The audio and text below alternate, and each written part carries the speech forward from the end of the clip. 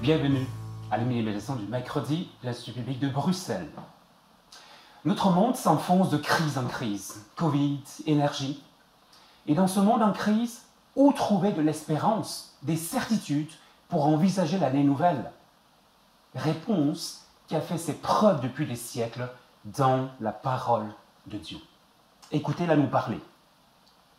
Que dirons-nous donc à ce sujet? Si Dieu est pour nous, qui sera contre nous? Qui accusera les élus de Dieu? Dieu est celui qui justifie. Qui nous séparera de l'amour de Christ? La tribulation, ou l'angoisse, ou la persécution, ou la faim, ou le dénuement, ou l'épée? Qui condamnera les élus de Dieu? Réponse: personne, si et seulement si tu as placé ta confiance dans le Christ Jésus pour le pardon de tes péchés. Pourquoi? Parce que lui, le Christ, a été condamné pour que tu ne le sois plus. De plus, il est ressuscité 3 jours plus tard, et désormais, il siège à la droite de Dieu, d'où il intercède en notre faveur. Et quel avocat? C'est le divin et meilleur avocat de tous les temps. Qui nous séparera de cet amour extraordinaire de Christ? Verset 35. Serait-ce la détresse, ou les inquiétudes, ou la persécution?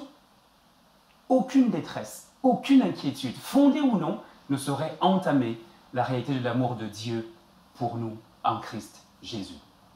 Même s'il arrivait qu'une incompréhension cause une persécution venant de tes proches, Dieu t'aimerait du même amour que les chrétiens d'Afghanistan ou de Corée du Nord.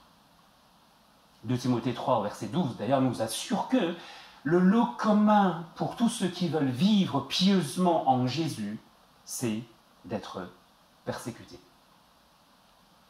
Très concrètement, comme l'apôtre Paul, si à cause de ta foi, tu te retrouvais en prison, ou en danger de mort, ou gratuitement roué de coups pendant cette année, l'amour de Dieu en Christ pour toi serait intact. Même s'il arrivait que tu aies froid du fait des prix élevés de l'énergie ou d'une mauvaise gestion, s'il t'arrivait même de souffrir de la faim ou de longues maladies, il ne faudrait surtout pas penser que Dieu t'aime moins. Le fait que Paul lui-même a vécu plusieurs de ces épreuves, 2 Corinthiens 11, versets 23-29, cela constitue en tout cas un coup fatal porté à la théologie de la prospérité qui séduit et sévit dans certains milieux. En effet, établir une corrélation entre l'amour de Dieu pour le croyant et la prospérité de celui-ci est purement et simplement un faux évangile.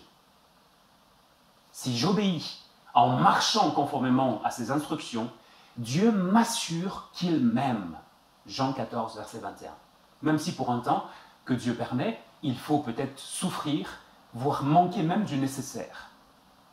On comprend alors vraiment pourquoi l'apôtre Paul termine son chapitre avec une assurance impressionnante. Rien ne nous séparera de l'amour de Dieu.